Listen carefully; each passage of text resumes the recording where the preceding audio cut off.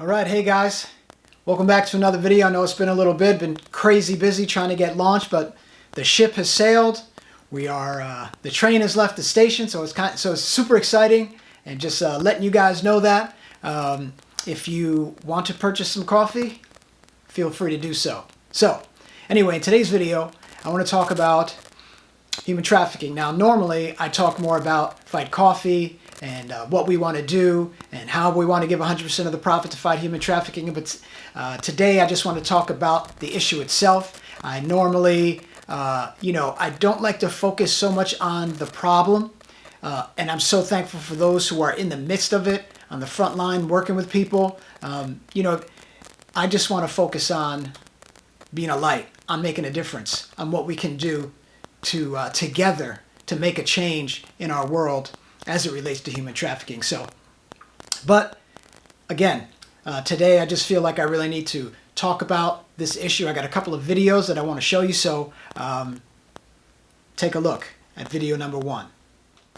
Developing right now, police have arrested one man and are looking for a second after police say they tried to kidnap a boy off the streets in Queens. Watch as this man gets out of this car, runs over and grabs this 5-year-old boy off Hillside Avenue around 8 o'clock Thursday night. His mother and siblings frantically follow. It's quick and say, "Oh my God, my kids, please." The family tries to open the car door, but it's locked. Eventually, his mother is able to pull him through the window. Police have arrested 24-year-old James McGonigal. He's facing several charges, including attempted kidnapping and reckless endangerment. All right, so what did you think? I mean, perhaps you've never seen a video like that. Maybe you have, maybe you haven't. I don't know. How are you reacting? I would love to hear from you. What is going on inside of you right now? Now, I think that many people, they'll walk away kind of with, the ending of the video, being impacted by the ending of the video and thinking to themselves, you know what? Well, hey, good news is the kid was rescued, right? The kid was not abducted. Well, good news, yes. And then there's also some not good news, okay? Because the reality of it is this kid is horrifically traumatized. His family is traumatized. I didn't show the whole video, and there are several clips from different news organizations in the area. But, the kids don't want to go outside. These people are living in fear, okay? I myself, in first grade, had to fight for my life. A kid tried to kill me with a hammer. I understand childhood trauma. Now, and I experienced other traumas. This isn't about me and my story. I'm just saying, because of what I've gone through, I'm fully aware that, as a child, you don't know how to process this. I mean, these people probably need some type of, GoFundMe account so they can get counseling. And this kid needs some help, some serious help, prolonged type of help and counseling, right? Because the trauma stays with you. And so, while that's true that the kid did get away, and it's also true that there's a trauma that has to be dealt with, I want to ask you this question. What about all the kids who don't get rescued? Imagine the scene, or just imagine if this kid right here in the video that you just watched remained in that car. Can you imagine? I mean, we really can't imagine. Most people can't imagine. What would then happen to that kid? People who work with traumatized victims and rescued victims, they know full well. And maybe we'll talk about that in another video when we meet people who actually do the rescuing. But, there are many people who are young people, older people, it doesn't matter the age. They are abducted, killed, never to be seen again. And so that's just something to think about. What about the kids who don't get away? All right, let's check out this next video. Fight like your life depends on it. That's the message one Florida sheriff is sending to children statewide after a video captured a man trying to kidnap an 11-year-old girl at a bus stop. It happened in Pensacola, and Tarek Miner joins us now with the video after speaking with our crime and safety expert. I mean, this happened in broad daylight. This young girl that you see here sitting at a bus stop when this man, armed with a knife, tries to take her literally away to his vehicle.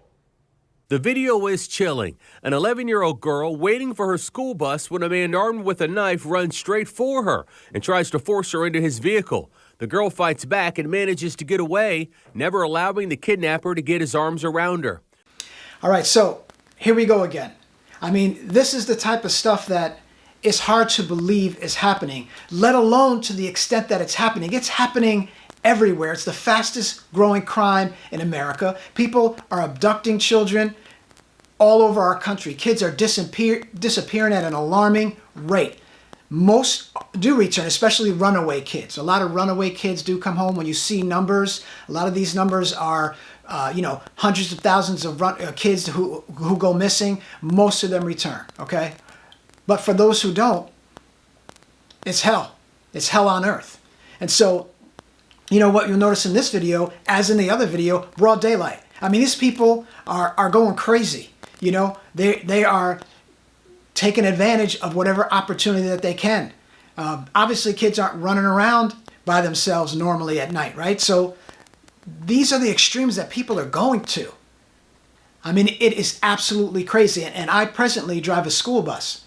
So obviously it's summer, I'm not doing that right now. But we've had incidents where we've had to make reports. There was suspicious behavior. I've seen kids walking and being someone looking at them, following them.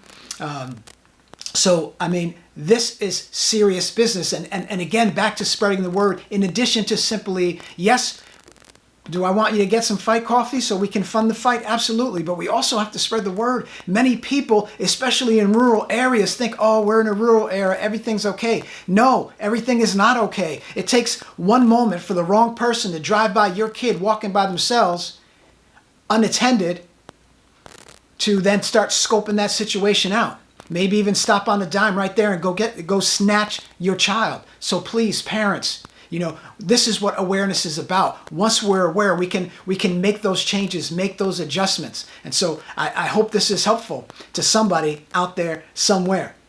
So again, this is the fastest growing crime in America, and it's not just in the inner cities. It is in rural areas. So please, please protect your children. All right, next video. Good evening. I'm Alice Gaynor in for Jessica Moore. We begin with the attempted kidnapping of an 11-year-old girl in Queens. Police say a man tried to force her into his car before a Good Samaritan intervened. CBS 2's Rena Roy is live in Ridgewood, where the suspect is being held. Rena? Well, Alice, police sources say he already served time in 2001 for sexually assaulting a woman. And now 40-year-old Raylan Estrada is in police custody yet again. Just a couple of moments ago, he was walked out of the 104th precinct here. Take a look at this video. That is Estrada being walked out again just a couple of minutes ago. Police say this morning, just before 8 o'clock, Estrada tried to kidnap an 11-year-old girl who was walking to IS-77 for a weekend program.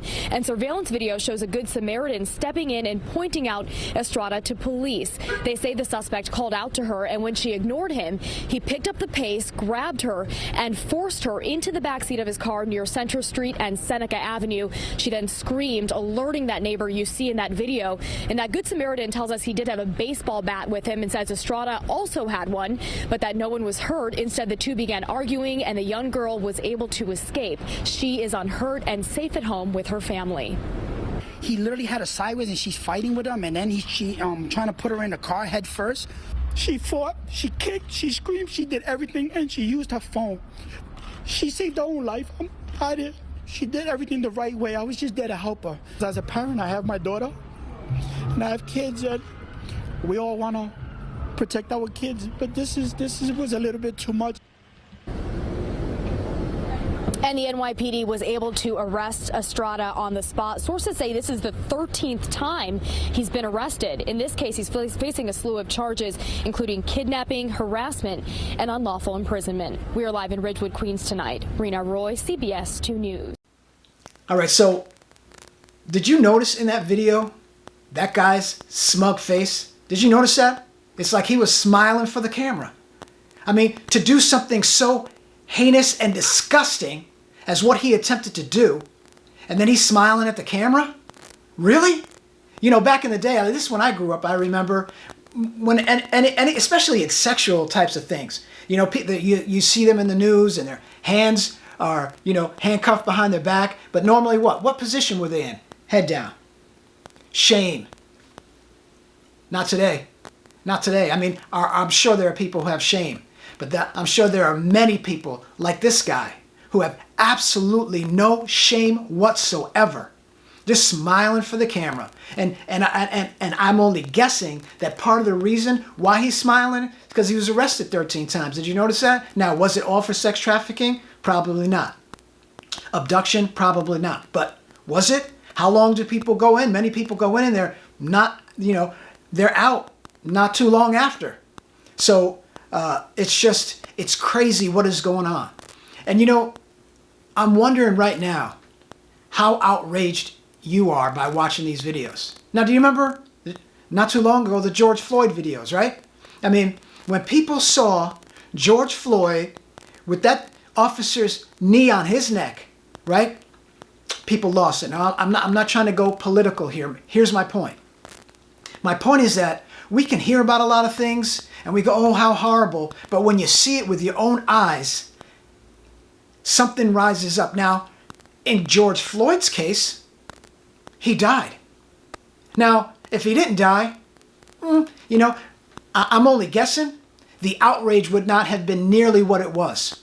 And I'm wondering, in this case, in these videos that you just watched, maybe people aren't being outraged because, oh, the kids got away. Oh, isn't that great? But again, my point is, if you watch that video, these videos that I've shown you, then you know there are many kids who did not escape. Many kids who died. Many kids who are right now having horrible, disgusting things done to them every day. Getting paid. And, somebody's getting paid for that. Right? I mean, is there any outrage? To what extent is there outrage? Right? I mean, that George Floyd video went viral. I mean, I wonder if these types of videos go viral. When it was posted on the news, on Facebook, I didn't check to see exactly how many hits there were. I mean, this thing should go viral. I mean, shouldn't it?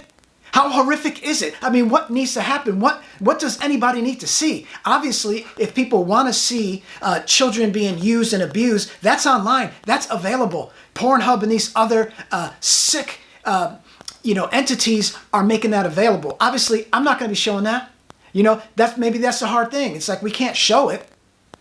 But if people don't see it, they don't respond. I mean, a lot of people, they just, hear about it and say that's horrible, and they emotionally react. They do not physically respond in some way. And so again, I'm going to wrap it up with this. And I'm going to say, we're not here to say that everybody should buy Fight Coffee. Everybody should get the gear. I mean, obviously, 1/3 of the country doesn't drink coffee. A lot of people who drink coffee don't drink a lot of it. And, the point for me is, A, to raise awareness, and B, to ask if you do drink coffee, if you drink it with some measure of frequency, would you please consider drinking Fight Coffee so that we can give 100% of the profits to organizations that bring the awareness, that help the parents know and to protect their kids. It helps the organizations who are reaching out and rescuing the people off the streets. It helps the organizations who are bringing them into a home and helping to restore and working with them. And let me just tell you, I'm hearing more and more as I connect with organizations about what it takes. I mean, the trauma and the brokenness that people are dealing with. People are, and even after many are rescued, people fall off, like mentally they lose it. And so the need is great. We're talking about 1% of people being rescued. And so again, as I mentioned, and I will continue to say, coffee is a $100 billion industry. If we can tap into this market, lives will be saved, lives will be changed, no doubt about it. So again, thank you for checking out our channel. Please spread the word. Wouldn't it be great if this goes viral? Wouldn't it be great if people were so outraged that they had to share it, not once, not twice, but man, did you see this? Yo, you got to watch this. Did you know what's going on? I mean, look at what's going on with our kids. What is going on? So please share this video, like this video, and whatever you do, join the fight. Thanks again for watching, and we'll catch you in the next video.